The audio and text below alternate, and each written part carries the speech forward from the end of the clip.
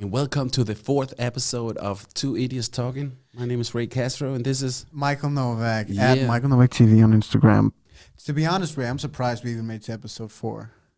Yeah, I thought it was going to be like one episode, and then I would like slowly like ignore you and just move on with life. No, it's cool. You can't. And if you haven't heard Ray Castro's songs and raps on both English, Danish, and Spanish, Yeah, that's crazy. and like combined, that's You haven't heard that before. You haven't heard that before. That's totally insane. unique. Right. Today we're going to talk about topic. let's get to the topic. Today we're going to talk about Danish politics. Danish politics, yes. Wow, what a subject, Ray. Listen, it's interesting how we bring on these subjects for a 10-minute show. Yeah, I feel know. like That's the thing. What do I know about politics? That's an interesting question, actually, Ray. I know that it's interesting because it's one of those things that divides the room, right? And nobody agrees. Nobody really, agrees. Nobody likes to talk about it. Right. It's like people get so emotional. You know, they get angry. But I think I have sort of the same perspective as I think you might have as well. I don't think it makes a difference at all. No. What we vote for, who's in the what do you call it? The Parliament? Yeah, the parliament. Yeah. Yes. I don't think it matters who we elect, who sits in there, the 179 people that sit in there. I don't think it matters at all because I think some of the system runs itself, and a lot of it actually runs itself. It's like, look at the U.S. We look to the U.S. for guidance. And I remember a couple of years ago when their government crashed. Remember that? Government shut down. And you know what happened, Ray? No. When it shut down? Nothing. Absolutely nothing. And that's true. And I think, honestly, that's the same that would happen if we had a government shutdown over here. And I think the same with the tax system as well. Scat is if they close down tomorrow, I don't think anything would change at all. No. You're absolutely right. Even when you are prime minister of the country, you can't even make, your own decisions. You have to make a decision with the whole gang. You can't just say, I want to make this change and it's going to happen. It's like you come with a proposal and you have to discuss it with the rest of the crew. Right. I don't think the politicians, they ask us, for advice or, they only want us to vote for who should run the country. I completely agree with you. When they're in the parliament, we don't get to decide anything. But to get them into the parliament, that's our decision because we vote not only for the people in the parliament, but out in every little city, they vote specifically for like the mayor of the city and like for you know what I mean? And I know what you mean. And do you know what he means? Those are the people that represent in the parliament as well. Those are the people that we have elected. But the interesting part is that in Denmark, only about 4% of the population are politically active. So only 4%. Only 4%. That's so nothing. 4% of 6 million people. Just think about that. Is politically active, and what that means is that we can only choose out of those 4%.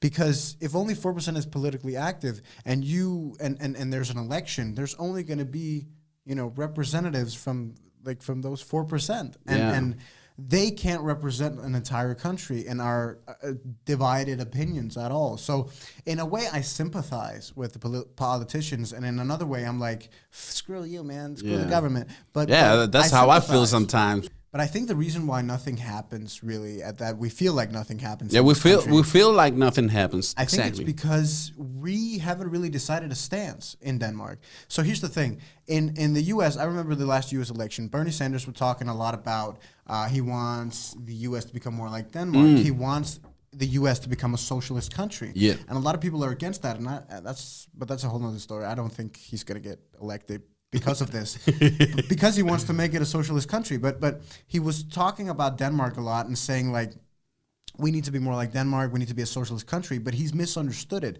because we're not a socialist country. No. Denmark is a country that builds on socialist values, but we're not a socialist country. And I think that's where the difference lies. I think that's why nothing really happens in this country is because we haven't picked a stance.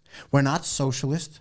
We're not, you know what I mean? Yeah, I know what you mean. We're not anything, really. We just build on values that we see around the globe. And it's different if you just go to Germany, just on the other side of the bridge, it's completely different because they have a completely different system. Yeah. Like if you are unemployed in Denmark, you get help no matter who you are. You get money and you get help to get back on your feet. If you're in Germany, zero and nothing. If everybody can get help in Denmark, how come we still have some people that are homeless?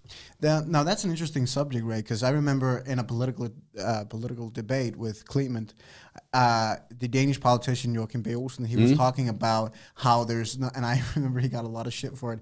He was talking about how there's no homeless people in Denmark. That's which is bullshit. An obvious lie. That's bullshit. But I just read that there was like 87. It's on the rise. Yeah, 87,000 Danish people are homeless. Right. It's on the rise. I actually made a documentary a couple of years ago about homeless people in Copenhagen, and it's on the rise. It really is. We checked into the statistics, and I remember the year when we made that was in 2017.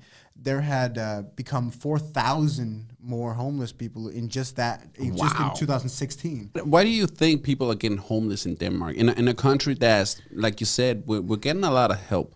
Yeah, and we're very financially stable as well. And so how come rich country. So how come we have this problem with homelessness? I think that's the point that Joachim B. Olsen was trying to make, is that people who are homeless in Denmark choose to be homeless. Now, I understand that's not the case. That's not the case at all. How do you choose to be homeless? Right. I'm like, fuck this home. I'm going to live on the streets from now on. But he was making the point that some people can't commit to the society that we live in, and I understand that perfectly. If you can't wrap your head around having to get up every morning and go to work and be a slave of the system, if you don't want to do that, you can pull the plug. That's your decision to make. And sleep on the streets. You become homeless. And honestly, Ray, you can laugh at it all you want, but there are people that actually choose to do this. There are people that choose. I'm not saying that's the majority. I'm saying there's a few, a very small amount of people I know. that choose to pull the plug on society because they don't want to partake, and that's and then they become homeless. But his point was that that's every homeless person in Denmark, but that's not the case at all. We're creating a society. My dad made this point actually a little while back. We're creating a society where if you want to take an education and you want to build your life and maybe take a long education, 8-10 years, whatever, you have to have a security system. So either have rich parents or still live at home in all these years, because what else are you going to do? You can't get a place to live. What are you going to do? That's crazy. But do you know what else our tax money goes to?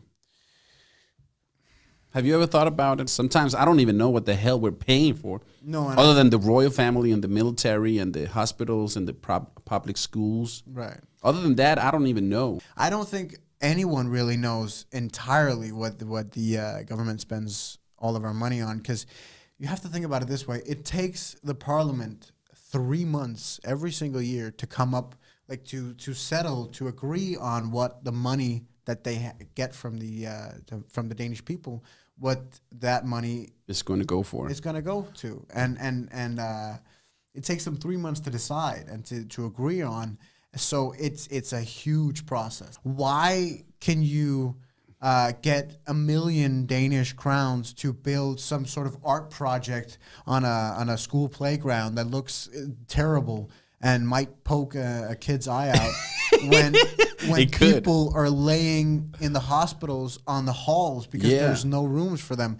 How is that a system that works? And the truth is, it doesn't. It really doesn't. It's a very flawed system. Imagine the parliament, going online with a webcam, and we could actually comment on the things that we're talking about. The people could, have an influence on the politics. You just have to think to yourself, if it was the average Joe that had to decide what your tax money has to be spent on, it could be anything.